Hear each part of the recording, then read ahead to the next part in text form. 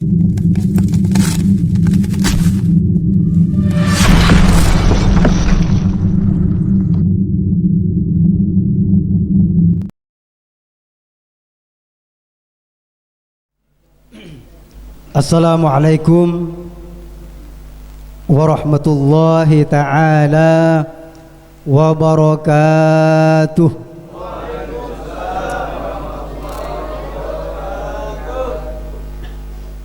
Memang benar mantap ya, nggak usah pantun lagi. Alhamdulillah, alhamdulillahilladzi an'ama alaina bi ni'matil islam wal iman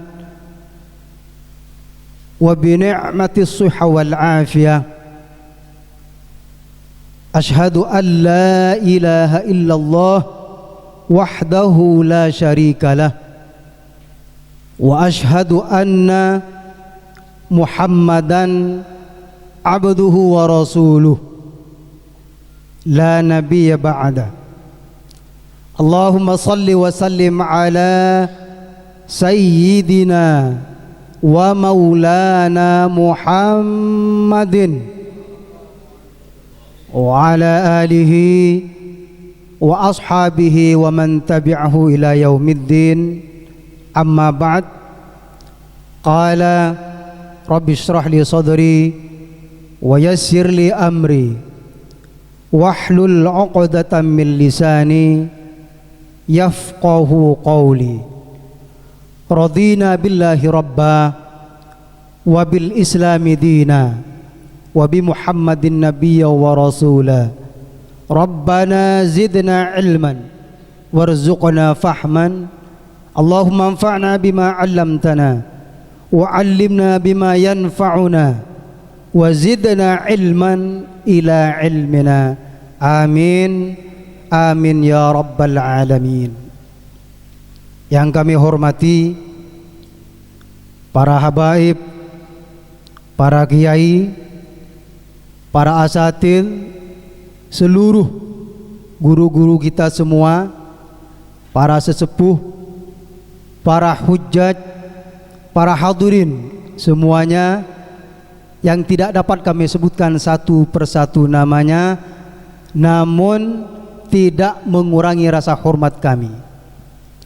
Pertama-tama marilah kita panjatkan puji syukur kehadirat Allah Subhanahu wa taala, yang mana alhamdulillah sampai saat ini kita masih dikaruniai nikmat sehat wal afiyah, sehingga kita bisa berkumpul bermuwajjahah di Masjid Al-Hadi ini. Dengan oleh karena itu seyok ya nyala kita kayak Mahfud MD ya. Seyok ya nyala kita mengucapkan alhamdulillahi rabbil alamin. Kemudian yang kedua, salawat beserta salam marilah kita haturkan kepada baginda kita, junjungan kita, Nabi besar Muhammad sallallahu alaihi wasallam, dengan mengucapkan Allahumma salli wa sallim ala sayyidina Muhammad wa ala ali sayyidina Muhammad. Para hadirin, saudara-saudara sekalian, jamaah yang dirahmati Allah Subhanahu wa taala, bahwa sudah dipastikan setiap kita menginginkan hidup senang di dunia sampai akhirat. Betul betul? Betul. Kira-kira ada enggak kalau dibalik pertanyaan misalnya, ada enggak kira-kira yang tidak mau senang hidupnya di dunia sampai di akhirat? Ada enggak? Ada enggak? Enggak ada. Oleh karenanya, apapun itu, kita sebagai umat Islam yang beriman kepada Allah Subhanahu wa taala, maka harus meyakini bahwasannya takdir itu ada dua, ada mu'allaq, ada mubron. Mu'allaq itu adalah takdir yang bisa dirubah insya Allah oleh kita. Oleh karenanya yang seperti itu perlu upaya dan usaha dari kita masing-masing. Kata orang Poncol, no free lunch. No free lunch. Apa no free lunch? Tidak ada makan siang yang gratis. Harus ada upaya dan usaha. Contoh misalkan baju kita sobek, celana kita sobek misalkan, udah gitu sobeknya yang di belakang misalkan, pasrah kepada Allah. Oh, ada Allah, ini tidak dijahit oleh kita. Benar apa tidak? Salah. Harus ada upaya. Kalau nggak percaya coba kita jalan pakai celana sobek, sobeknya di belakang misalkan, jangan yang ngumpet sobeknya di belakang. Jalan siang-siang, jangan naik kendaraan tapi ke masjid Al-Mujahidin aja, dari sini ke masjid Al-Mujahidin misalkan. Ada yang mau nggak? Kalaupun ada yang mau juga paling diteriakin orang. Misalkan Ustadz Munir, mana Ustadz Munir itu? Dia yang jalan misalkan, paling diteriakin Ustadz Munir, kenapa itu? Begitu. Bisa begitu. Makanya kata Allah Subhanahu wa taala, "Innallaha la yughayyiru ma biqaumin hatta yughayyiru ma bi anfusihim." Harus jelas nyebut ayatnya. Ada plagiator soalnya kan. Suka ada yang ngejeblak soalnya kan. Siapa itu? Innallaha la yughayyiru ma biqaumin hatta yughayyiru ma bi anfusihim. Allah Subhanahu wa taala sesungguhnya tidak bisa merubah nasib sebuah kaum kecuali mereka mau merubahnya. Sekali lagi harus ada upaya. Jangankan yang tersurat. Yang tersurat itu maksudnya yang kelihatan mata. Yang tersirat pun maka harus diupayakan, diusahakan biar menjadi baik. Yang tersurat misalkan baju kita sobek maka harus handphone kita rusak maka harus, kendaraan kita yang rusak maka harus. Kalau yang tersirat misalkan contoh hidayah misalkan, bukan Ustadz Taufik Hidayah, bukan hidayah. Apa hidayah? Petunjuk Allah. Itu juga harus diupayakan, harus dipelajari. Tidak ujuk-ujuk hidayah itu datang kepada kita. Kita harus belajar, baca buku, belajar perbandingan agama mana yang benar ini. Oleh karenanya kalau orang yang cerdas pasti nanti akan menemukan bahwa Islam itu yang benar. Kalau boleh saya cerita sebentar ya. Dulu pada tahun 2002 ketika saya masih kuliah dulu, pernah kuliah, ngasih tahu pasca sarjana lagi. Ada temen namanya hampir sama dengan saya, Sunardi namanya. Beliau ini baru masuk Islam belum 2 tahun.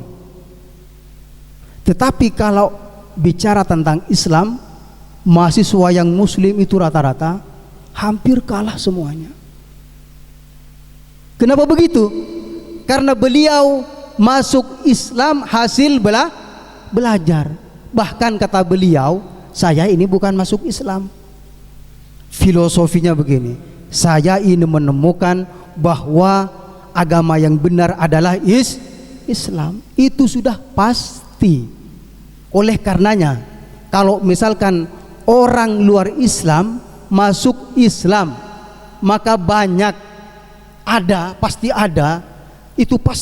ada yang cerdas tentang keagamaan. Beda dengan misalkan kalau orang Islam murtad atau masuk agama selain pasti bodoh.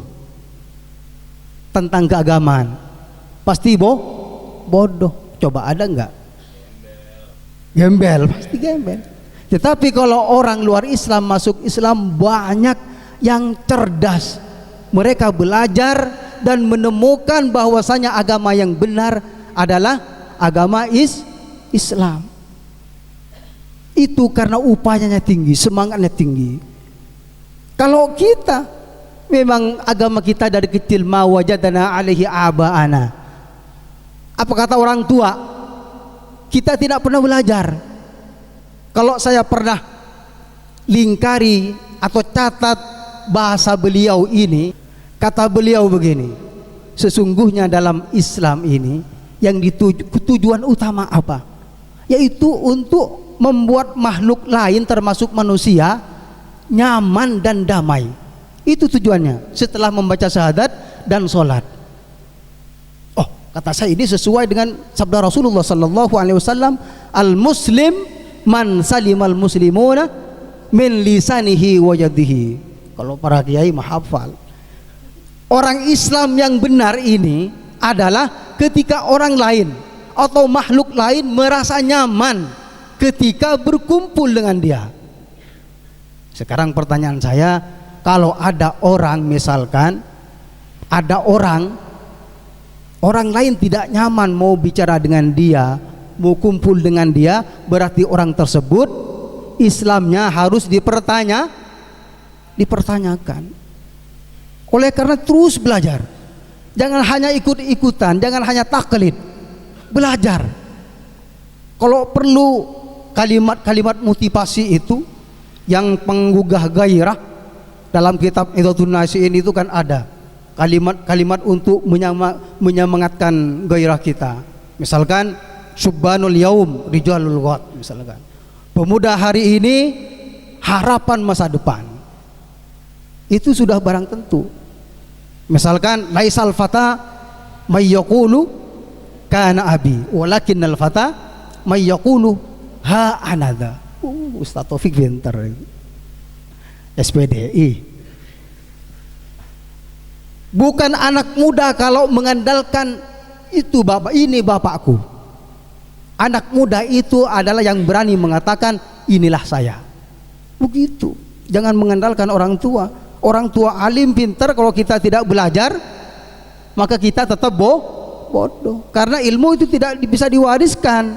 Beda dengan kebun dekat Indomaret lagi. Beda dengan kebun, tidak bisa diwariskan. Al ilmu bit ta'allum la bin nasab. Ilmu ini dengan belajar, bukan dengan keturunan. Terus kemudian inna fi aidikum amrul ummah, misalkan wa fi aqdamikum hayataha. Sesungguhnya perkara atau urusan-urusan umat itu ada di tangan-tangan pemuda ini, dan pada kaki-kakinya terdapat kehidupan umat. Itu ada di pemuda, bukan di kita-kita yang sudah tua ini. Harus pemuda yang semangat. Hadirin saudara-saudara sekalian yang dirahmati Allah Subhanahu wa taala, lalu apa upaya kita agar kita ini benar hidup senang di dunia sampai ke akhirat? Salah satunya adalah bertakwa kepada Allah Subhanahu wa ta'ala. Tahu kan takwa kan? Apa takwa? Bukan Masjid At-Taqwa. Kalau pengen dibahas lebih jelas, definisi harus diketahui. Apa itu takwa? Dalam kitab At-Ta'rifat itu imtisalu awamirillah wajtinabu nawahi, mengerjakan seluruh perintah Allah, menjauhi larangannya. Mudah banget, gampang. Mengerjakan seluruh perintah Allah, menjauhi larangannya. Apa saja perintah Allah? Salat 5 waktu, puasa Ramadan, misalkan naik haji bagi yang mampu. Lalu kemudian bersedekah dan seterusnya. Lalu apa yang dilarang misalkan?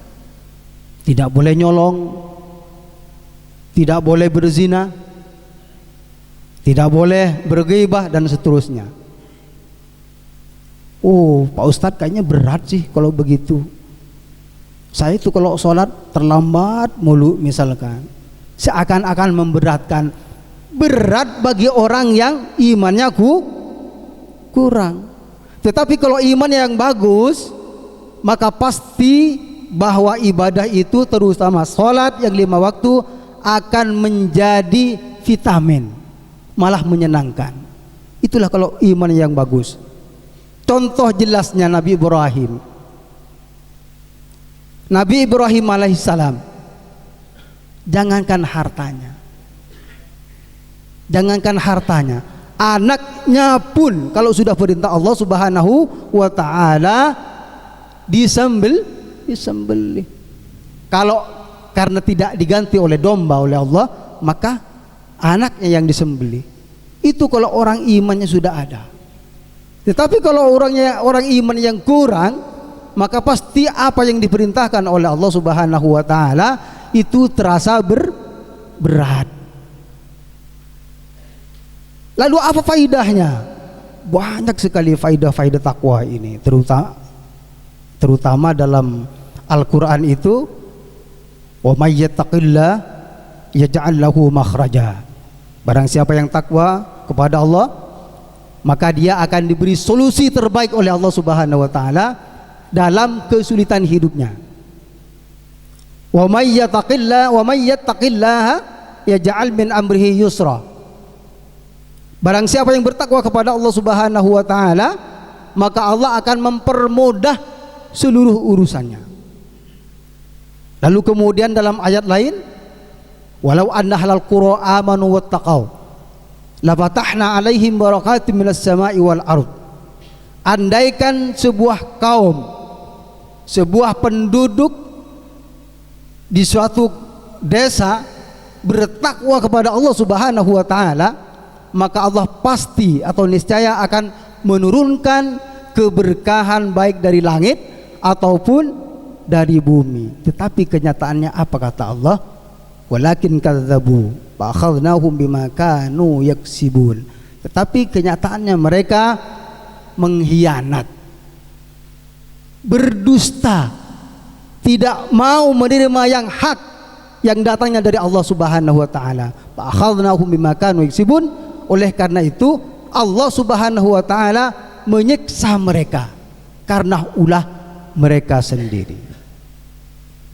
Para hadirin jamaah sekalian yang dirahmati Allah Subhanahu wa ta'ala, hadirin saudara-saudara sekalian yang dirahmati Allah Subhanahu wa ta'ala, mudah-mudahan kita semua tetap istiqomah, selalu bertakwa kepada Allah Subhanahu wa ta'ala, sehingga kita akan masuk surganya Allah Subhanahu wa ta'ala tanpa hisab.